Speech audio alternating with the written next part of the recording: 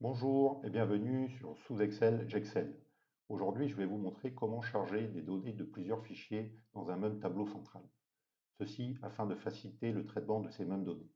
Mon exemple va se baser sur différents fichiers Excel d'intervention maintenance renseignés par deux techniciens, ici Martin et Sarah. Le résultat attendu, c'est qu'en actualisant la requête Power Query, le Excel me charge dans un tableau les données des deux fichiers. Je retrouve bien ici mes deux fichiers. Une fois que j'ai ça, il est très facile, via des graphiques croisés dynamiques, d'analyser les différentes données. J'ai choisi pour l'exemple les types d'intervention maintenance par usine et par moyen. Comment j'en suis arrivé là? La première chose, c'est que les fichiers que je veux charger doivent se situer dans le même répertoire. Ensuite, ces fichiers doivent contenir la même structure. Pour ça, j'ai créé un fichier template. Ce fichier template contient le tableau des interventions vierges. On y retrouve une colonne technicien, date, site, équipement, type d'intervention, durée, statut et commentaires. Ce tableau, je l'ai nommé tableau inter. Maintenant, dans un fichier d'un technicien, je vais retrouver la même structure, les mêmes en-têtes et le même nom de tableau, ici tableau inter. Ensuite, une ligne par intervention. Pour charger ces fichiers, je vais maintenant partir d'un fichier vierge. Je vais choisir Données, obtenir les données à partir d'un fichier, à partir d'un dossier. Là, Excel va me demander dans quel dossier se situent les fichiers. Pour ma part, ils sont dans le dossier Intervention sous import fichier. Je valide. Là, Excel me liste les fichiers présents dans le dossier. Ici, j'ai deux fichiers temporaires parce que mes fichiers sont ouverts, mais Excel ne va pas en tenir compte. Je fais transformer les données. Là, Excel a ouvert l'éditeur Power Query. Je retrouve mes fichiers contenus dans le dossier.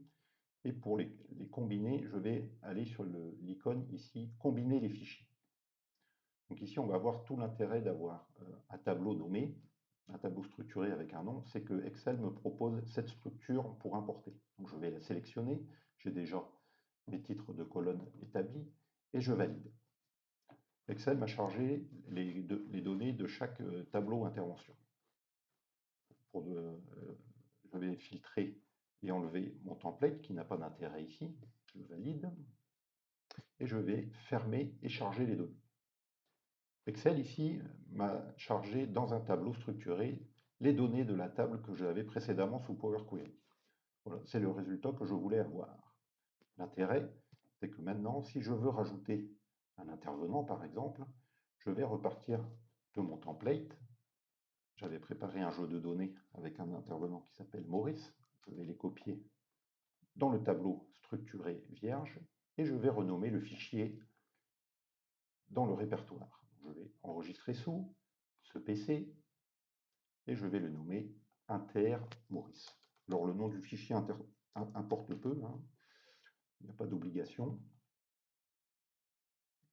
Une fois que je l'ai créé, je vais revenir dans mon tableau central et je vais faire actualiser les données.